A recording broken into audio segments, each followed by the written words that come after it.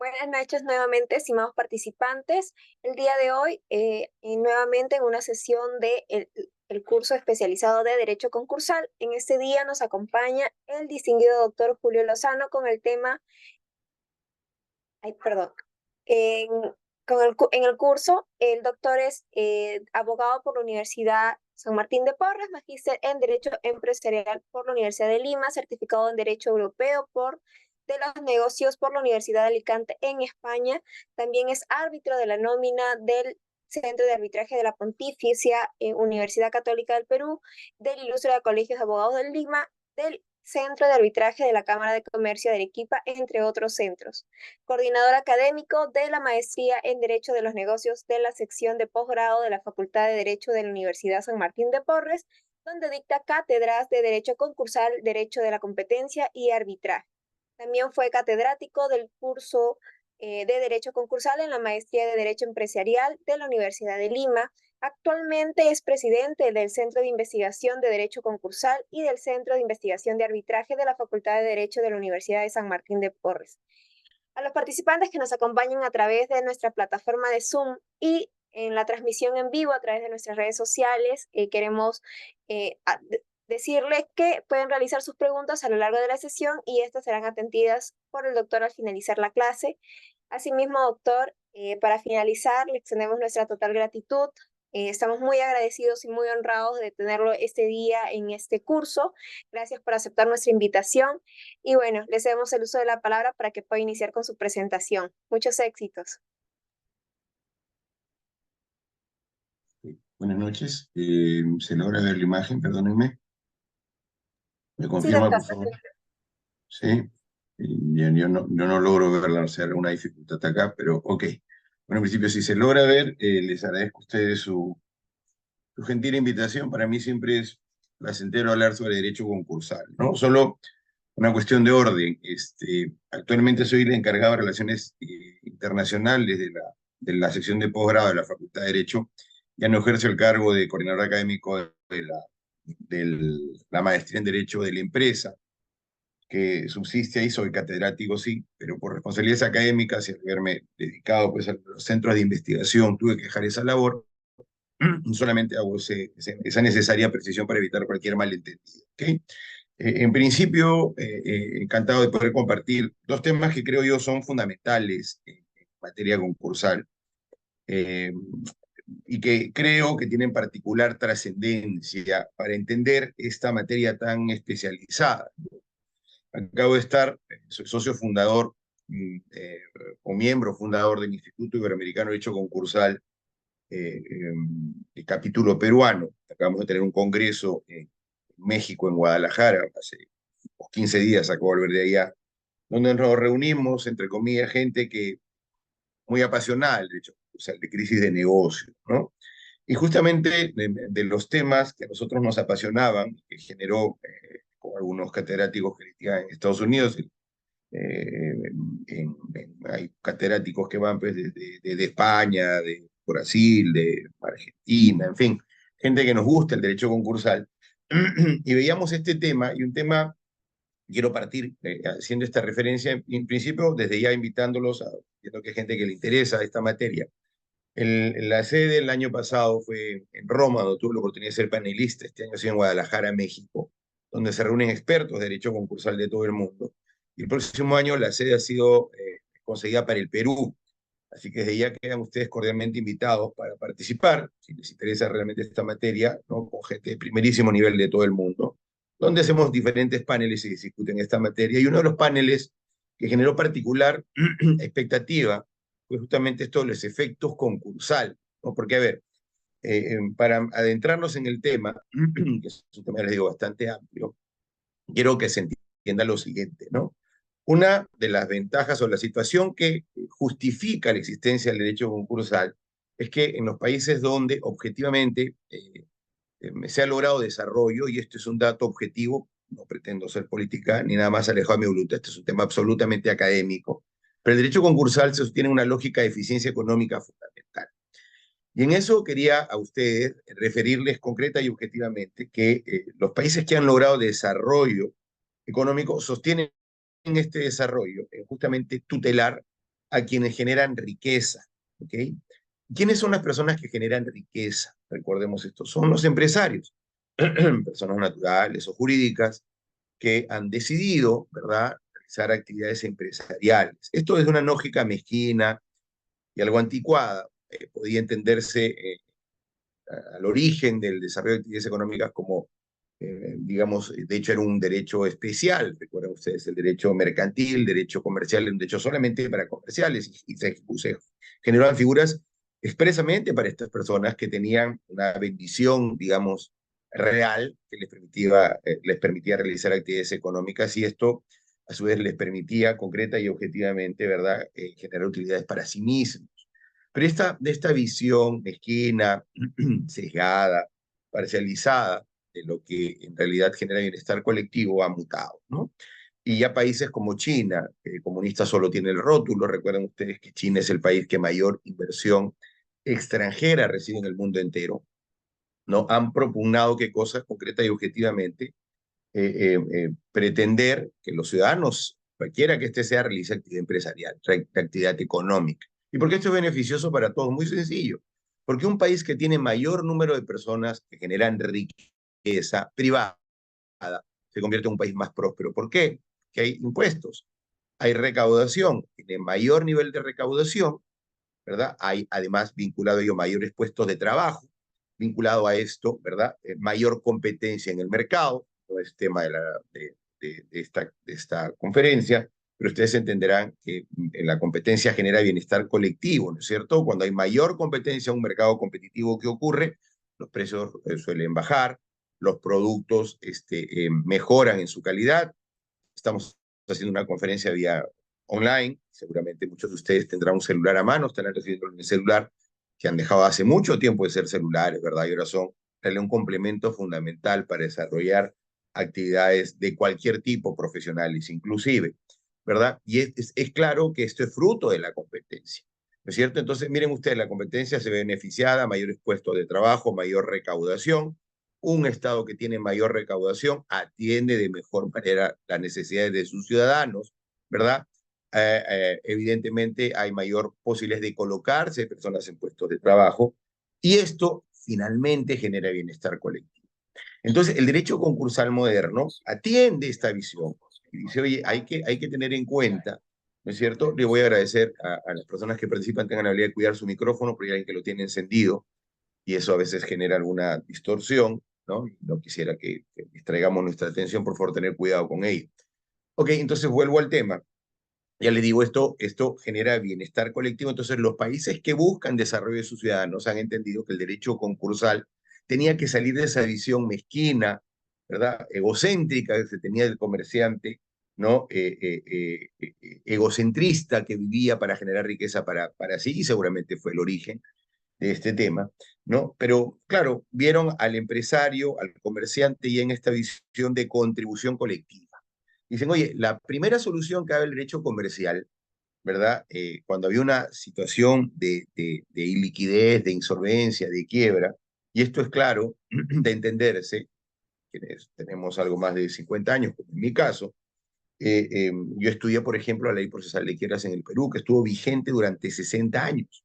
Y la primera situación que daba frente a un estadio de crisis de alguien que hacía actividad económica era liquidar, ¿ok? Además, lo quebraba, ley procesal de quiebras, uno tenía una situación de liquidez y lo quebraba. Entonces los países civilizados dijeron, oye, esto no puede ser, pues, positivo para el desarrollo de nuestras economías, ¿verdad? No podemos matar, entre comillas, y entiéndase en el sesgo que quiero transmitir esto, la gallina de los huevos de oro, porque las personas que generan riqueza, que les digo de manera indirecta, genera bienestar colectivo, que genera mayor recaudación, puestos de trabajo, competencia, finalmente mayor beneficio colectivo. No puede ser la primera solución que tengamos de eliminarla, desaparecerla. Eso es una barbaridad, ¿no? Y se genera lo que el derecho concursal tiene como origen el derecho, ¿verdad?, de crisis empresariales. ¿Ok? En el mundo entero surge en los años 80, más o menos, ¿no? Este tipo de visiones ya con un sesgo de derecho moderno, ¿verdad? Internacional, globalizado, ¿no? Que atiende a criterios muy, muy importantes, ¿no? Surge por ahí vinculado estos criterios de análisis económico del derecho, que busca un derecho que más que sea justo, sea eficiente, ¿verdad? Que en realidad sirva para resolver los problemas que tenemos. Y desde la perspectiva económica, creo que esto es fundamental entenderlo, porque la perspectiva económica, ¿verdad?, nos permite buscar soluciones no puramente legales. Porque ya tenemos, claro, que en el Perú tenemos, si algo yo cumplí la función de asesor del primer ministro durante un año en este país, del doctor Juan Jiménez Mayor, actual embajador del Perú en Costa Rica, gran amigo mío, tuve el gusto de trabajar un año en Palacio de Gobierno, ¿no? Y si algo veíamos con el doctor Jiménez Mayor era que objetivamente en el Perú teníamos, pues, no sé, 40 o 50 mil leyes, ¿no? Y eso en realidad no generaba, digamos, paz social, que es la finalidad objetiva del derecho. Entonces, el análisis económico del derecho es una visión moderna, ya tiene algunos años acá, pero una visión que permite entender, ¿no?, que hay que buscar normas que sean eficientes. Y entonces, en esa lógica de eficiencia, no podíamos desaparecer a quienes desde una perspectiva objetiva, ¿verdad?, generan bienestar colectivo. Ya les digo, los países que se han pegado a temas de libre mercado, de respeto de la propiedad privada, ¿no es cierto?, de sistemas de justicia responsables, vinculado al arbitraje, ¿no?, para que haya un sistema de resolución de controversias independiente al sistema de justicia nacional, han generado bienestar colectivo. Ya les digo, cito China, porque es un ejemplo objetivo desde la perspectiva económica, la cual puedo decirles con absoluta objetividad que comunista en el aspecto económico es lo más alejado que existe ahora. Es el país que mayor bienestar colectivo ha generado entre sus ciudadanos, ¿verdad? Antes de este líder chino que revolucionó los conceptos económicos de ellos, había 1.800 de chinos, digamos, en extrema pobreza, ¿no? Y se dieron cuenta que la única manera de cambiar esto era cambiando la perspectiva del manejo de las libertades de sus ciudadanos, cuando menos en el aspecto económico. Ahora China tiene 500 millones de chinos, ¿verdad?, ricos o clase media, ¿no?, que ha generado bienestar entre sus ciudadanos y eso igual a nivel global también.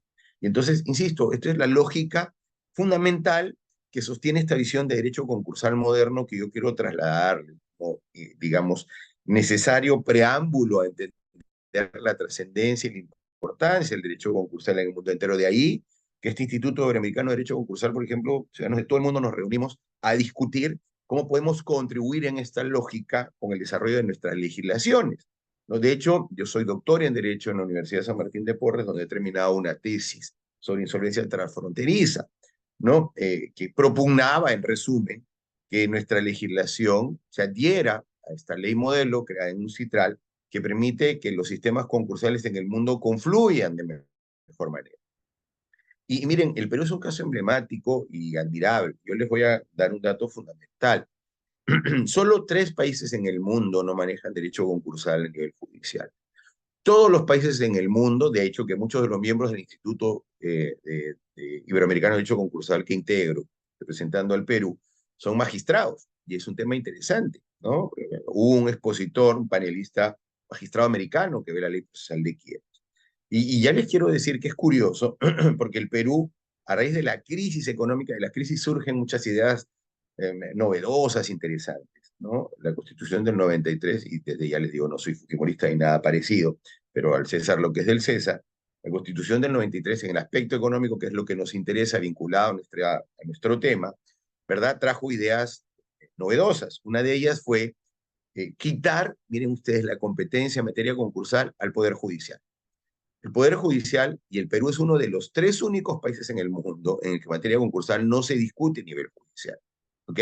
Solamente lo hace Canadá, Colombia y Perú.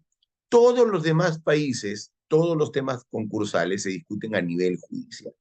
Y además le dio un sesgo de privilegiar los justos intereses de quienes en realidad tenían su dinero, digamos, en discusión. Porque en todos los países del mundo, querramos aceptarlo, además yo soy árbitro, recuerden, así que a mí me interesa también ese tema de discusión, ¿no? Digamos, en todos los países del mundo los jueces son, ¿qué cosa en buena cuenta? Funcionarios públicos, ¿verdad? Y son quienes deciden qué se hace frente a una situación de crisis. Y esto es algo que yo propugnaba con varios colegas en Guadalajara hace poco, y les decía que eso era un poco sesgado, ¿verdad? Porque claro, ya pedirle a los magistrados, y en nuestro país, que tienen una recarga laboral excesiva, ¿no es cierto? Independientemente de otros vicios y dificultades que podamos referir, que no materia este tema tampoco, solo traigo a colación la materia, que se especialicen en analizar situaciones de análisis económico del derecho, de eficiencia económica, y era demasiado, ¿cierto? Y en realidad lo que hace el Perú es dice, ok, para que la economía funcione necesita celeridad, eficiencia, transparencia y predictibilidad, que no son lamentablemente características del sistema de justicia peruano. Y entonces, ¿qué hace? Se le quita la función, ¿no es cierto?, al Poder Judicial en el Perú y se le asigna a quién? A la agencia de competencia. Recuerden que la materia concursal se ve en el Perú en el INDECOPI, ¿ok? Y ahí no decide el INDECOPI. Yo he sido vocal, de hecho he sido presidente de la Sala de Defensa de la Competencia, que en algún momento ha visto materia concursal, tengo algún presidente que trabajaba en su momento también, ¿verdad? Y en este sesgo de análisis económico del derecho, sala que integra, por ejemplo, prestigiosos economistas, como José Luis Bonifaz, que en su momento también fue el jefe de la unidad de posgrado de la Universidad del Pacífico, temas, ¿no?, de gestión pública, que tuve el gusto de compartir sala durante 5 años.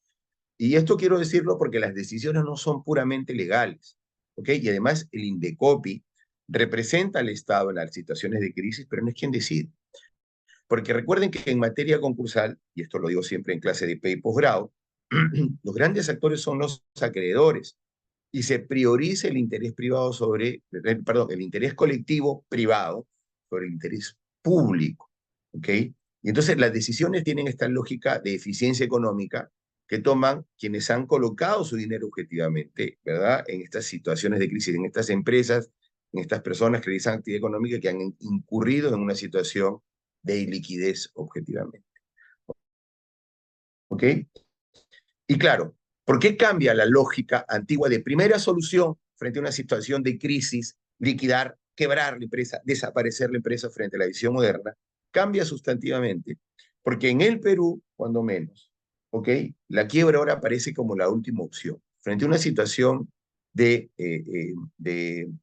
iliquidez, de insolvencia que puede ser transitorio o definitiva, ¿sí? Se empodera primero a los acreedores para que en un único procedimiento, ¿verdad?, puedan objetivamente tomar las decisiones que en este sesgo, digamos, particular, les convenga a ellos. Son los privados, los acreedores, quienes van a decidir, ¿verdad?, si consideran conveniente reestructurar el negocio, y es la primera opción que da el derecho concursal. Dice, oye, lo primero que tienes que ver, lo primero que tienes que tratar de hacer es reestructurar la actividad económica, no por proteger al privado, no por proteger al empresario, sino porque el interés colectivo de todos, en la lógica, oye, es importante que haya competencia, es importante que los puestos de trabajo no desaparezcan, es importante que el Estado siga recaudando, ¿verdad? Tenemos que cuidar. Y entonces, en esa lógica, ¿quiénes toman la decisión si se reestructura o se liquida? Son los acreedores, ¿ok? Y cuando un negocio va a propugnarse o se va a insistir en su permanencia en el mercado, en la medida en que el negocio tenga viabilidad, que en realidad pueda, ¿verdad?, resurgir de esa situación de crisis y seguir en el circuito económico de manera operativa, funcional, óptima. Y si no, la decisión que tienen los acreedores que tomar será la de liquidar, pero no pues decidiendo designar como liquidador al amigo, ¿verdad?, al compadre de un magistrado, no, no, deciden los acreedores, ¿verdad? Y ellos van a decidir, en principio, si deciden liquidar, quién liquida, cuánto le pagan al liquidador, en qué tiempo tiene que liquidar, qué procedimiento liquidatorio se va a llevar adelante, ¿verdad? Y lo harán de manera lo más rápido y eficiente posible. Y eso es beneficioso para todos porque una empresa que no tiene viabilidad no sigue sacando créditos, endeudándose, asumiendo obligaciones que no va a poder cumplir, afectuando el circuito económico y afectuando, ¿verdad?, el bienestar de todos.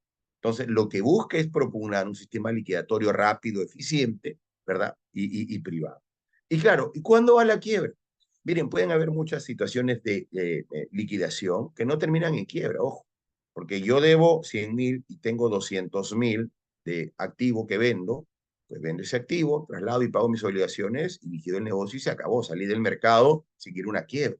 Solo, y recuerden este dato objetivo e importante, vamos a un estadio de quiebra, ¿cuándo? Cuando se agote el activo del deudor, que no tengo que vender, ¿verdad?, ya no tengo con qué pagar y aún tengo deudas insolventes. Pero la ley concursal dice, en ese supuesto, tienes que ir a un procedimiento judicial de quiebra. Y esto es necesario para que entiendan la lógica del derecho concursal, ¿verdad? Y los beneficios que puede traer. Entonces, la quiebra se convirtió en la última ratio, además de excepción a la que uno recurre frente a una situación de iliquidez, de insolvencia, ¿verdad? De un empresario. Y entonces, claro, ¿cómo hago que este derecho concursal que propugna bienestar colectivo sea eficiente? Y entonces, claro, ahí surge lo que es materia de nuestra exposición, que es justamente dotar un blindaje, una protección de excepción, ¿verdad? A aquellos deudores que incurren en esta situación digamos, de insolvencia, de iliquidez. ¿Ok? Y entonces, en esa lógica surgen lo que llamamos los efectos concursales. Es decir, una empresa que queda sometida a este régimen de excepción, régimen concursal, ¿verdad? Queda sometida a estos dos efectos. Primero, el efecto de suspensión de exigibilidad de obligaciones y el segundo, el efecto de protección patrimonial. ¿Ok? Lo que hace, lo que obliga en buena cuenta a los acreedores a reunirse en junta, a poder tomar decisiones colectivas que beneficien a la colectividad de acreedores y no a unos pocos, ¿verdad? Y que priorice el interés de todos sobre el interés individual. Es decir, miren ustedes, estos efectos lo que hacen en buena cuenta es limitar el derecho particular que tengo, individual que tengo de cobrar aquello que me deben, ¿no? En la medida que una empresa entra a un procedimiento concursal, desde el momento que este efecto concursal, y ya lo veremos seguidamente, es obligatorio, ¿verdad? ¿Sí? Yo quedo impedido de poder cobrar obligaciones. Se presenta el primer efecto regulado en el artículo 17 de la ley 27.809, que aún sigue siendo la ley general del sistema concursal peruano, ¿no? Que acaban de alcanzarme para una opinión técnica, están pretendiendo modernizarse, ¿verdad? Es otro tema. En el artículo 17 se regula este primer efecto, ¿verdad? Entonces no puedo cobrar obligación. Y el segundo gran efecto, muy, muy forzado, es protección patrimonial. Si nadie puede cobrar al deudor, nadie puede embargar al deudor, si está embargado tiene que devolver, se levantan las medidas cautelares, las retenciones, se devuelven los bienes al deudor. Miren ustedes. Y claro, los acreedores están impedidos de poder cobrar aquello a lo que tienen justo derecho. ¿Por qué? Insisto, porque recuerden, el derecho concursal es un derecho especial, por tanto, prima sobre la regla general.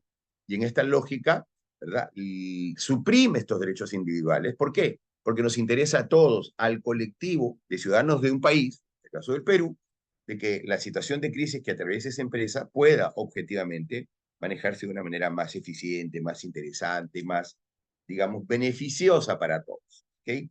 Y se generan, entonces, para generar esta protección objetiva de la unidad productiva, de la unidad de negocio, se le brinda, y en el mundo entero en general, estos efectos. ¿Okay? Con matices diferenciados, pero en general son estos dos grandes efectos, que son los que van a tratar.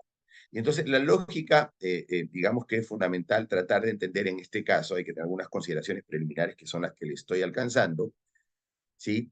Es saber desde cuándo surgen estos efectos, desde cuándo estos efectos son generales, de cuándo los acreedores están impedidos, ¿sí? De poder, digamos, eh, hacer cobro de sus obligaciones, de poder embargar, ¿no es cierto? Quedan paralizados en buena cuenta y por tanto, lo digo en clase siempre, más que generar un ambiente favorable para la negociación, lo que se genera en buena cuenta es que una obligación de negociar.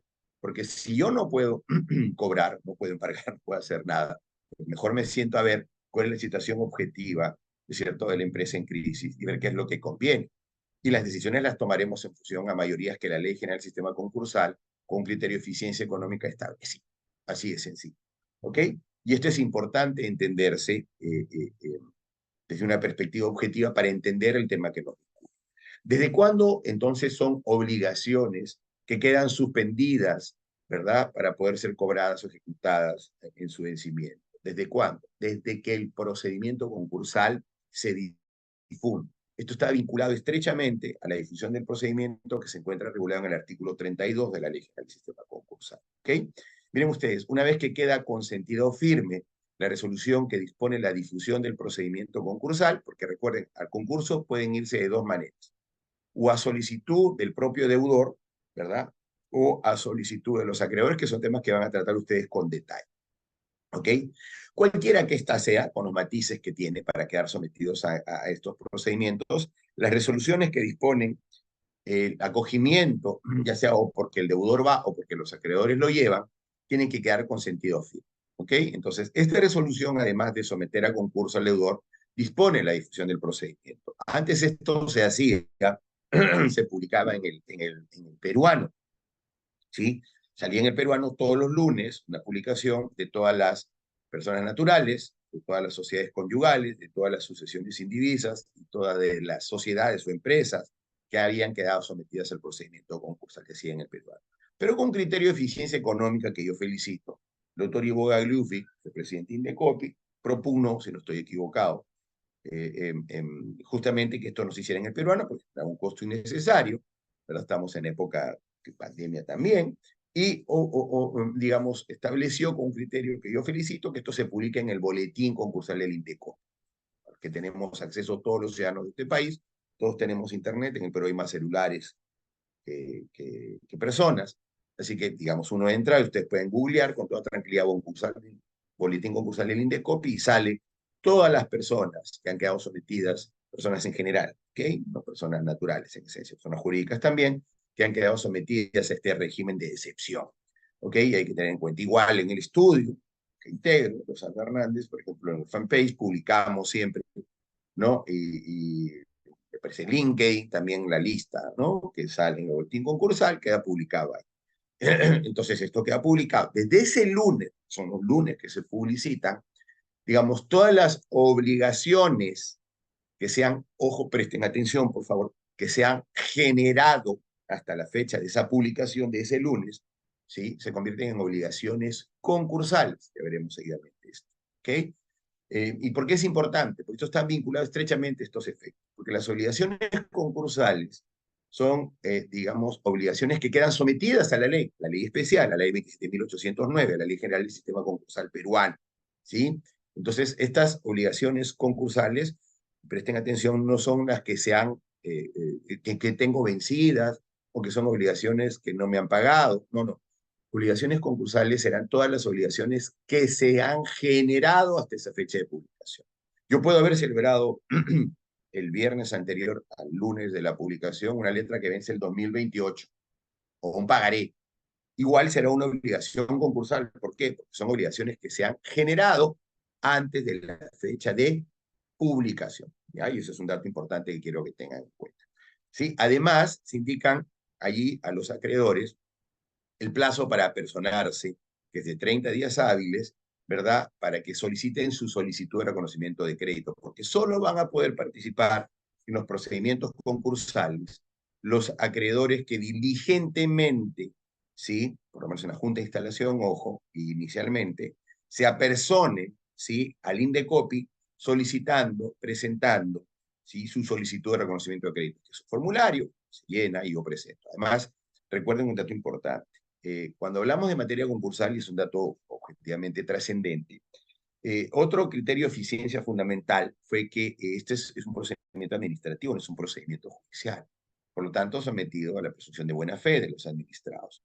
Por lo tanto, no necesito documentos originales. Yo necesito copia simple de la letra, del pagaré, de la factura, porque yo me hago responsable como administrado de la información que presenta el INDECOP, que tiene que ser información cierta. Porque, claro, recuerden ustedes que en la lógica de evolución del derecho concursal, digamos, está proscrita la prisión por deudas. No existe prisión por deudas. Yo les digo a mis clientes en el estudio, oye, igual, tengan en cuenta ustedes que eso también, no es que yo presento cualquier cosa, ¿no? Porque genera responsabilidad personal si tú falseas unas letras. Ya, o sea, puedes no ir preso debiendo 25.000 millones de dólares si se te ocurre, ¿verdad? En la medida en que no hay ningún acto fraudulento, pero si tú presentas una letra adulterada o presentas alguna información, un crédito que no sea el correcto, te sometes a qué, ¿verdad? Al riesgo de que te hablan un procedimiento penal, con lo cual pierdas tu libertad. ¿Ok? Entonces, pues, lo que digo esto en el sesgo de cómo funciona. Si es un procedimiento administrativo, basta y sobra copia siempre del documento que sostiene mi crédito, que por cierto tiene que existir. ¿Ok? Entonces, esto es importante porque a partir de esa publicación, primero habilita la posibilidad de que yo me apersone el procedimiento, inicialmente solamente por 30 días hábiles. ¿Ok? Y quienes cuentan y quienes deciden qué hacer en materia concursal, se los he dicho desde la introducción, desde las consideraciones preliminares que he estado tratando con ustedes, ¿sí? Son los acreedores que obtienen un reconocimiento por parte de la autoridad administrativa, en este caso el INDECOPI. Si no, puede ser muy deudor, pero si no estás reconocido en el procedimiento, no tendrás ningún derecho de participar en el procedimiento, con lo cual quedas expuesto ¿a qué? A las decisiones que los acreedores mayoritarios tomen en el ejercicio de sus derechos de manera objetiva. ¿Y en interés de quién? De aquel acreedor diligente que se apersonó, que obtuvo reconocimiento y que finalmente toma la decisión económica que él considere más conveniente. ¿Ok? Hay mayorías, insisto. Insisto, esto va a ser porque se entienda que en materia concursal es fundamental una diligencia objetiva, una diligencia trascendente, una diligencia responsable. Si no, quedo, insisto, sometido a la circunstancial decisión particular del acreedor que sí lo hizo y que actuó en esta lógica. ¿Okay? Muy bien, entonces, dicho esto, ¿cuáles son los créditos a los que estos efectos concursales que en general les he referido, ¿sí? Digamos, se van a presentar? Son los créditos concursales. ¿Qué dice la norma concursal que es un crédito? Crédito para el derecho concursal, y esto está, digamos, en la parte introductoria del del sistema concursal, es el derecho del acreedor a obtener una prestación asumida por el deudor como consecuencia de una relación jurídica obligatoria. Entonces, el concepto es bastante amplio y generoso. ¿Ok? Yo puedo sostener digamos, prestación de cualquier tipo, ¿verdad? Sostener una relación jurídica obligatoria y presentarla al INDECOP. Puede ser un contrato, ¿verdad? Puede ser aquella documentación que yo considere pertinente, un contrato de asociación de participación, aquello que contenga, ¿verdad? ¿Sí? Esta prestación que ha asumido el deudor frente a mí y sobre la cual yo tenga derecho a exigir su cumplimiento, tengo la posibilidad de presentarla y me convertiré en un crédito concursal. Ya les digo, créditos concursales son los créditos que se han generado, insisto, hasta la fecha de publicación que les refería, que ahora se hace en el boletín concursal peruano. Los créditos que se generan en fecha posterior, desde el martes siguiente, ¿no?, de la publicación, son créditos postconcursales o corrientes. En buena cuenta, en cristiano, no sometidas a la ley concursal, no sometidas a los efectos concursales que nos ocupan, que son el efecto de suspensión de exigibilidad de obligaciones y protección patrimonial, por lo cual la persona que tenga un crédito post-concursal o corriente podrá ejecutarlo sin ninguna limitación, podría ir al Poder Judicial a pedir que se remate, se embargue, se retenga, sin ninguna limitación, que son diferentes a los créditos tardíos. Los créditos tardíos, disculpen ustedes la celeridad con el que explico estos conceptos, pues, el tiempo que tenemos asignado, soy muy respetuoso de los plazos. ¿Sí? Los créditos tardíos son créditos concursales, créditos generados hasta la fecha de publicación, pero que se presentan vencido el plazo de 30 días que tiene la ley para presentarme al procedimiento concursal para reconocimiento. Un crédito tardío, ya les digo, yo lo puedo presentar el día 31. El lunes sale publicado, tengo 30 días hábiles para presentar mi solicitud de reconocimiento de crédito, de cualquier tipo de crédito. ¿Okay? Por la razón que sea, no encontraba la copia simple del documento, me demoré en ubicar los documentos que sostienen, la razón que me olvidé, se me pasó, no tomé conocimiento de que mi acreedor está en concurso, en fin, cualquiera que sea la razón, no implica que el Indecopi no te lo va a reconocer. Te lo va a reconocer, que lo presentaste el día 31 al infinito, mientras haya procedimiento concursal. Podré presentar mi solicitud de reconocimiento de créditos y si esto está debidamente acreditado, el Indecopi tendrá que reconocerme. Pero será un crédito tardío, y quiero distinguir ahí créditos tardíos. Créditos tardíos son créditos concursales presentados vencido el plazo de 30 días originales, ¿verdad? Que son sancionados, y sanciona la poca diligencia o la negligencia del acreedor. ¿Con qué? Con la pérdida de derechos políticos. No podré votar, no podré ser elegido autoridad concursal. Que creo, en materia concursal, en esta introducción necesaria que les hice, que se sostiene en la autonomía de la voluntad privada, es fundamental. ¿Por qué? Porque yo como acreedor, en la medida en que esté reconocido y pueda participar, ¿verdad? Podré tomar la decisión que considere conveniente a mi interés. Entonces, claro, al ser un crédito tardío, estaré impedido de votar, estaré impedido de ser elegido autoridad. Entonces, me expongo objetivamente a la decisión que los acreedores diligentes, ¿verdad?, en su momento pudieron haber tomado, que son además diferentes de los créditos necesarios para iniciar el concurso. Cuando los acreedores son quienes quieren someter a su deudor a concurso y este no ha entrado al concurso de manera voluntaria, ¿sí? Digamos que se requiere que sea un crédito vencido en más de 30 días para poder pedir Indecopi que declare en concurso a mi deudor, ¿verdad? Y que sea mayor a 50 unidades impositivas tributarias. Eso estoy seguro será en materia de discusiones posteriores, solamente lo traigo a colación. Entonces, ¿qué es lo que corresponde ver? ¿Sí? Como les decía, estos dos efectos. Y los efectos tienen una diferencia. En materia concursal, de manera general, les refiero que hay dos grandes procedimientos. El procedimiento concursal ordinario, que es el que se presenta de manera regular, ¿no? Cuando hay una situación de crisis, y hay un procedimiento preventivo que busca prevenir una situación de crisis, que también seguramente será materia de otras exposiciones si no lo han hecho antes ya. ¿Sí? Pero los efectos que nos ocupan a nosotros tienen una relación diferente. Primero, los efectos que les refiero, de suspensión de exilio de obligaciones y de protección del patrimonio del deudor, en el procedimiento concursal ordinario, que es el recurrente, el normal y el usual, son obligatorios, ¿okay? Necesariamente quedó sometido a estos. En el preventivo, el primero de los efectos que está vinculado a la suspensión de exigibilidad de obligaciones es opcional. Es decir, primera característica de diferencia entre el ordinario y el preventivo es que el ordinario, como lo explicaba, uno puede quedar sometido a concurso, ya sea o porque el deudor decide ir a concurso o porque algún acreedor lo lleva. El procedimiento concursal preventivo, como busca prevenir una crisis, o sea, es una crisis inicial, o puede que no haya crisis inclusive, ¿verdad? Solo puede ser iniciada a pedido del deudor. El deudor lo que busca en buena cuenta en un preventivo es buscar refinanciar su pasivo. Por lo cual, él puede en buena cuenta considerar importante a su situación patrimonial someterse a un procedimiento concursal, ¿verdad? Y contar con el efecto de protección patrimonial o no, de que depende de lo que él considere justo a sus intereses. ¿Cuál es la diferencia? Es que si decide contar con el efecto de suspensión de exigibilidad de obligaciones, se expone a que en caso su propuesta de refinanciación no sea aceptada, que los acreedores decidan someterlo a un ordinario. Y ahí pueden desapoderarlo del control de su uso. ¿Ok? En resumen, eso es lo importante y solo quiero que noten en esta lógica, esa sutil pero importante diferencia importante.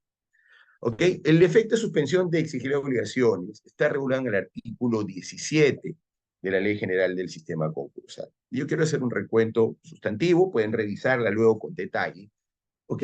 Pero voy a hacer un resumen de lo que el artículo 17 en general y el 18 también, para luego tener un pequeño estadio de consulta si tuvieran a bien realizar alguna, por lo menos quedaré con 5 minutos para ver, poder atender alguna consulta de alguna materia que pudiera resultarles a ustedes controversial o que les interese que les aclare alguna situación.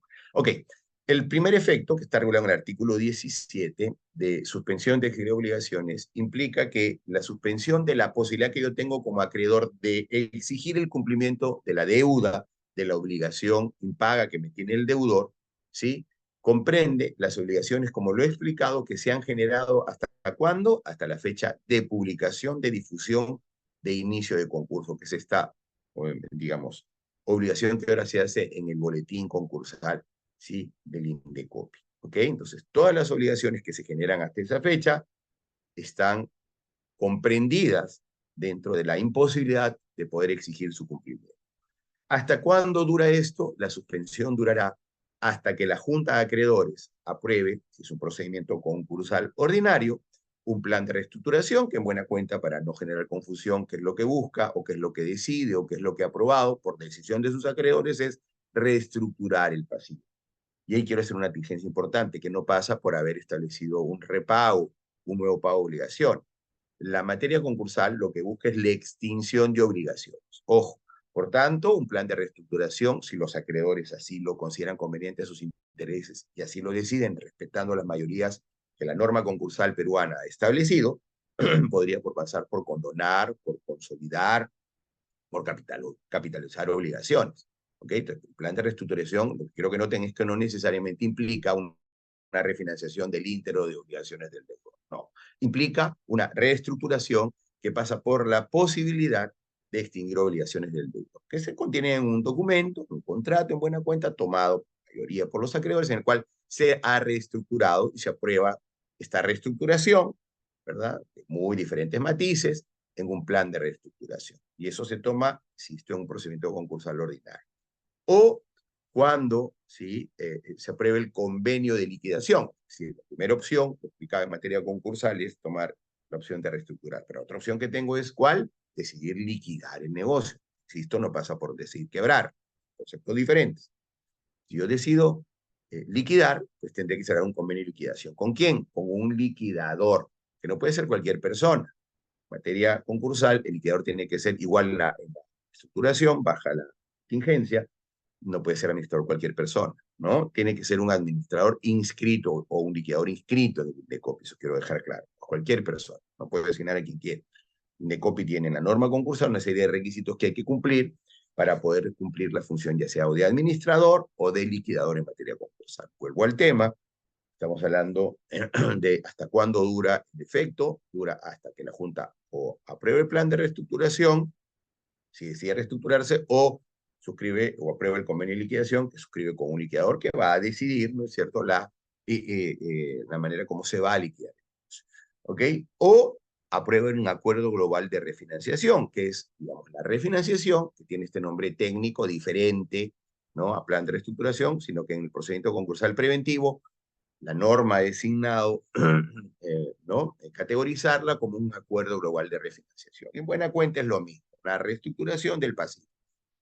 ¿Cómo se reestructura? ¿Cómo se hace? Ya les he explicado al inicio esta introducción necesaria para entender la lógica concursal dependerá de lo que los acreedores decidan. Acá el juez no decide nada. El Indecopi, siempre lo he explicado, en materia concursal, lo explico en mi cátedra, funciona más como una especie de árbitro de fútbol, ¿okay? No como un juez en estricto sentido. No decide Indecopi si se liquida, si se reestructura, no, no, no, no. Indecopi, si ustedes privados decidan lo que consideren conveniente, y el Estado, puede ser un acreedor más, ojo, participará y tendrá que tomar las decisiones que considere convenientes a sus intereses, ¿verdad? Indecopi, ¿qué tutelará? Que no se pateen, que no hagan trampa, que los acreedores sean quienes en realidad son acreedores, que no tomen decisiones abusivas, ciertos principios que tutelar, que reitero, estoy seguro que van a tratar en otras disertaciones, ¿verdad? Y esto es así como funciona, ¿ok? Quienes deciden si se reestructura o se liquida son siempre los acreedores, en respeto de lo que las normas concursales establecen mayoría, sí, ¿ok? Y eso es un dato importante. Entonces, insisto, o se reestructura, se aprueba un plan de reestructuración, o se liquida con un convenio de liquidación. Si estoy en un procedimiento concursal preventivo, esta decisión de reestructurar tiene un nombre diferente, se llama Acuerdo Global de Refinanciación. Y un dato fundamental en relación a lo que establece el artículo 17 es que la inexigibilidad de obligaciones del deudor, presten atención, no es impedimento para que los acreedores puedan dirigirse contra el patrimonio de los terceros, de otras personas diferentes a quienes han quedado sometidos a concurso, que hubieran constituido garantías reales, hipotecas, mobiliarias o personales, fianzas o avales, ¿no es cierto?, a su favor por estas obligaciones. En buena cuenta, ¿qué es lo que establece la norma concursal en el artículo 17? Que el efecto protege solo al deudor concursado, no a quienes han afianzado, han garantizado las obligaciones del deudor concursado. En el estudio van muchos empresarios en crisis que han avalado sus negocios y la primera pregunta de cajón es, oye, si entra en concurso mi negocio, yo también que he avalado a título personal o que he dado una hipoteca de mi casa de la playa, ¿está liberada? No, solo protege a aquella, digamos, persona que queda sometida a concurso y su patrimonio. Todos los terceros que han generado garantías personales o reales están expuestos. Por tanto, ¿qué va a ocurrir? Es un efecto que hay que medir, que los acreedores, al estar impedidos de cobrarle al deudor, probablemente vayan directamente a cobrarle a los terceros, ¿cierto?, no sometidos a concurso, que, digamos, avalaron estas obligaciones. ¿Okay? Eso en relación, de manera general, al efecto de suspensión de fiscalidad de obligaciones, artículo 17 de la ley. El efecto de protección patrimonial está regulado en el artículo 18, ¿ok? Igual, ya les digo, la norma parte indicando que a partir, ¿sí?, de la fecha de publicación, hace referencia al artículo 32, lo que acabo de referirles, ¿cierto? Está claro que se presenta este efecto de protección patrimonial, ¿ok? Y establece que la autoridad, y esto es en general lo que establece la norma concursal, que conoce, ya sea de procedimientos judiciales, arbitrales, coactivos o de venta judicial seguidos contra el deudor, y establece claramente esto, no ordenará bajo responsabilidad, y ojo, aquí es algo que quiero que se entienda, esta responsabilidad se le atribuye directamente, ¿no es cierto?, al árbitro, al juez, al ejecutor coactivo, ¿verdad?, a quien tenga la posibilidad de disponer, ¿sí?, lo hace responsablemente, cualquier medida cautelar que afecte, ¿sí?, su patrimonio. Y si ya está ordenada, se abstendrá de trabarlas y por último de levantarlas. Yo creo que se note que este efecto es bastante objetivo, ¿sí? Bastante trascendente y claramente, digamos, concluyente para que alguien que tenga la posibilidad de afectar el patrimonio de algún deudor sometido a concurso no lo haga. De hecho, a mí la Corte Suprema tuvo la amabilidad de invitarme a hacer una conferencia sobre este tema. Yo les explicaba a los magistrados que tengan mucho cuidado con esto, porque objetivamente la responsabilidad no es de la persona que pide la medida cautelar. Cuando uno está en el régimen, digamos, regular, régimen general, procedimiento de cobro, obligación de dar suma de dinero, ejecutivo de cualquier tipo, de ejecución de una resolución judicial, ¿verdad? Cuando alguien pide un embargo, el responsable es quién, directamente quien pide la medida cautelar, la caución para garantizar ello. Acá no, acá la norma es clara. Es el juez, el árbitro, el ejecutor coactivo, aquel funcionario que está en posibilidades, tiene que abstener. La norma es clarísima, ¿ok?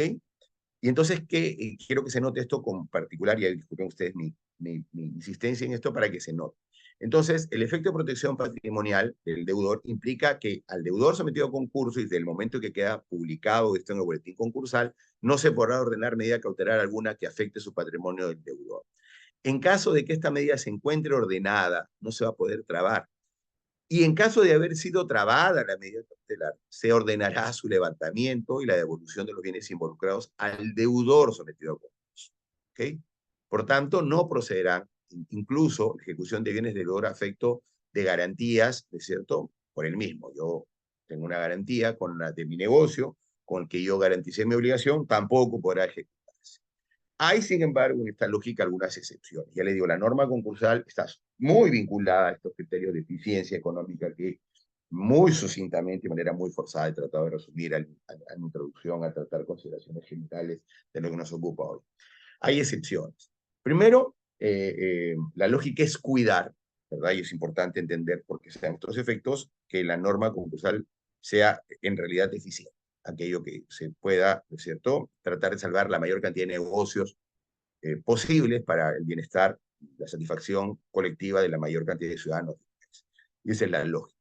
Y entonces, claro, en esta lógica, una excepción que la norma establece es que se pueden trabar medidas cautelares pasibles de registro o que no impliquen disposición de bienes del deudor y que no afecten el funcionamiento del negocio. No estoy quitándole nada, el negocio va a seguir operando, una medida en forma de inscripción, registro público, no me priva de la posibilidad de seguir utilizando, ¿no es cierto?, el inmueble en el que economía yo hago, por tanto no hay problema. Entonces la norma concreta, eso se puede continuar, ¿ok? Lo dejo claro. Además, los bienes perecibles. No tendría sentido yo exporto, no sé, pues, bananos, no sé, o paltas, y mi empresa entra en crisis y pum, queda paralizado todo y se pudre la palta, el banano no tendría sentido, se afecta en realidad el sistema crediticio, por lo cual no me dice, no, bienes perecibles se pueden vender y se asignará ese recurso, ¿no?, al administrador para que él rinda cuentas oportunamente de lo que hizo con dinero, pero no perjudiquemos la economía.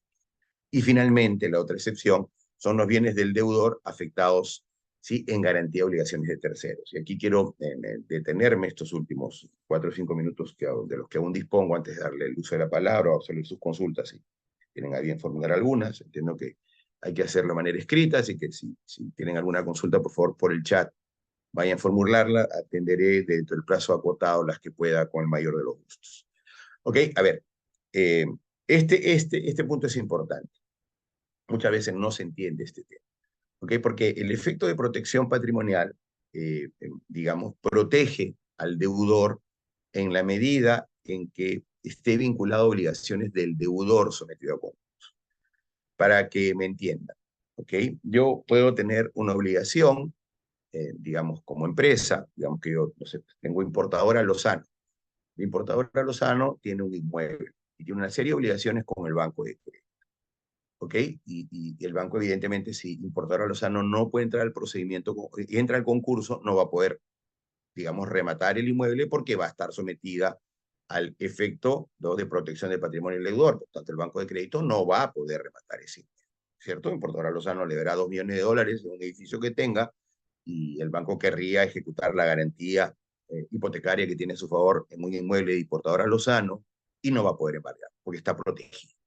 Pero ocurre que yo saqué una deuda personal, como Julio Carlos Lozano Hernández, ¿no es cierto? Afianzado, avalado o protegido, o con una hipoteca, para ser más claro, en este inmueble, en este edificio que tiene importadora Lozano. ¿Ok? Y en situación de crisis, yo como persona natural no puedo pagar. Yo soy en relación a importadora Lozano un tercero. ¿Estoy siendo claro? Soy una persona ajena a aquello. Y entonces el banco, y le debo al mismo banco de crédito, importadora, el banco de crédito no va a poder rematar el edificio para cobrar la importadora Lozano, porque importadora Lozano está en concurso, pero no tenía ningún impedimento legal, y esta es la excepción, establecida en la norma, para rematar ese inmueble importadora Lozano para cobrar obligaciones personales mías, porque yo soy un tercero, diferente a importadora Lozano.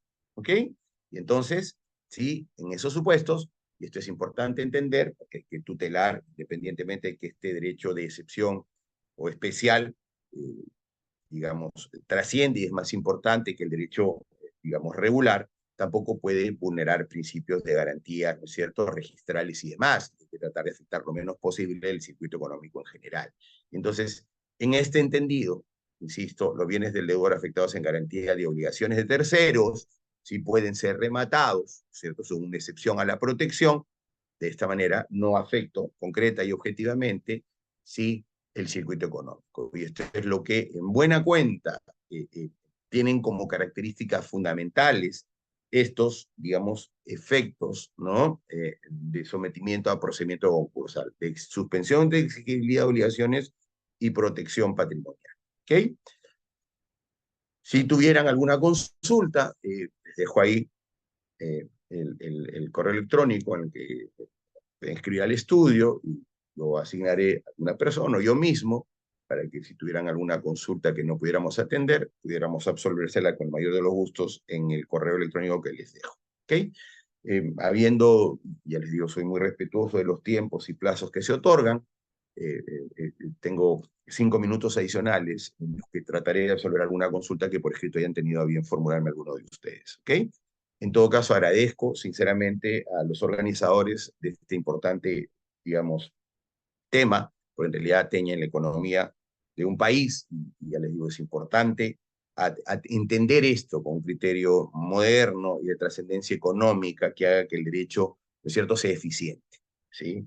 Hay una frase que yo rescato mucho en la Facultad de Derecho de la San Martín, donde enseño hace años, donde soy profesor ordinario, ¿no?, que dice que la justicia es un valor superior a la ley. Y si algo ha sido así de claro, ha sido materia concursal, que yo litigo hace muchísimos años. Me interesa tanto, ¿no? Mi tesis de maestría y doctorado son sobre temas concursales. Así que nada, sin más, agradeciendo su generosa atención, quedo atento a sus consultas y voy a revisar el chat un segundo, a ver si puedo absolver alguna consulta. Muchas gracias.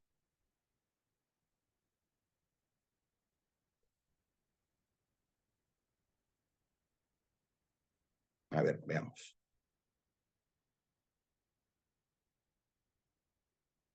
Ok, una pregunta de la señorita Karen Andamayo, que dice, si el deudor fue un procedimiento preventivo y no acepta se le aplique la suspensión de exigibilidad de obligaciones, si la Junta no acepta el plan de refinanciamiento del deudor, en realidad el acuerdo global de refinanciación es el nombre concursal adecuado, quiere decir que la Junta no podría pasar al procedimiento ordinario.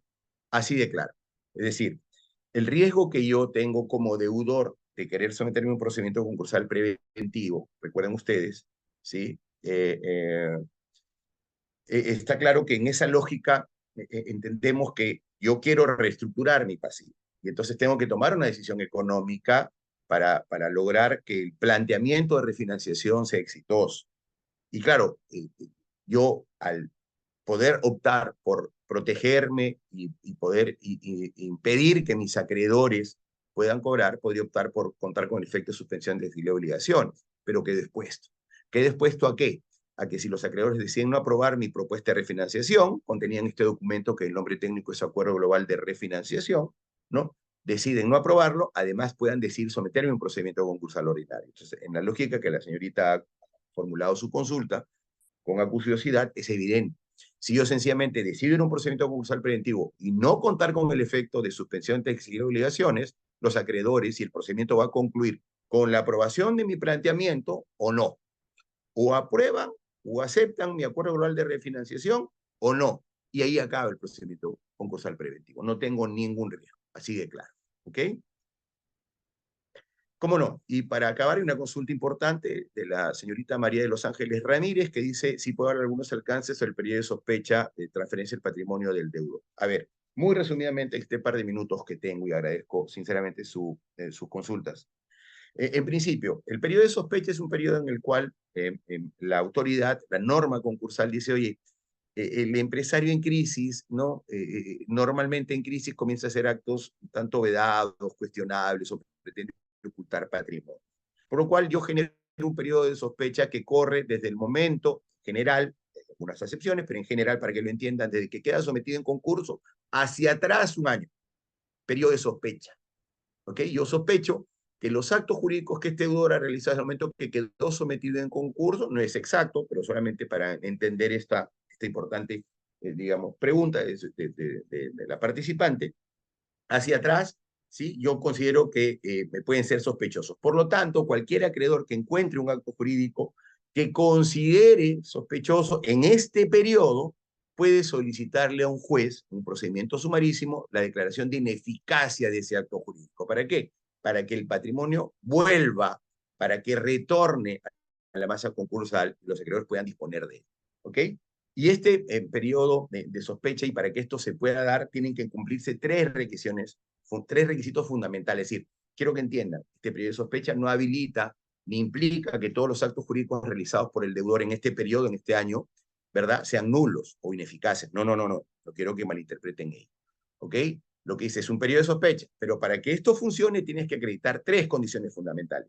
Primero, que la traslación, desapoderamiento, la compra-venta no se refiere al giro normal de su actividad económica. Si esta persona vendía computadoras siempre, pues yo computadoras, no hay problema. Pero si vendía computadoras, si vendió el activo más importante que tenía, su inmueble, su almacén, cumplió el primer requisito. El segundo requisito es que reduzca sustancialmente su patrimonio. ¿Ok? Es decir, oye, era el único activo importante que tenía, o uno de los más importantes. Por tanto, evidentemente, reduce de manera importante, trascendente su patrimonio, con lo cual, concreta y objetivamente, se cumple con el siguiente requisito. Y el tercer requisito es que se haya realizado en este periodo de sospecha, ¿ok? En este año. Que para acabar, comprenderán ustedes, ¿sí? El plazo hacia atrás cuenta dependiendo de quién queda sometido a concurso. A ver, el plazo hacia atrás cuenta desde el momento en que el deudor voluntariamente quiere someterse a un procedimiento concursal ordinario hacia atrás un año. ¿Ok? Yo presento mi solicitud, desde el momento que presento mi solicitud, un año.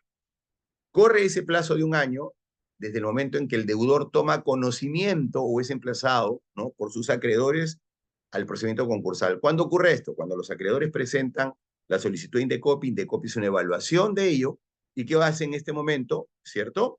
Le corre traslado al deudor. Desde el momento en que toma conocimiento de esto, hacia atrás un año. Y finalmente un apercibimiento que ya no existe, por excepción puede presentarse, que es el que existía en el 692A del Código Procesal Civil, ¿no? Cuando un juez podía, un apercibimiento, él mismo disponer la liquidación del deudor, ¿no? Se le notificaba judicialmente este hecho. ¿Ok?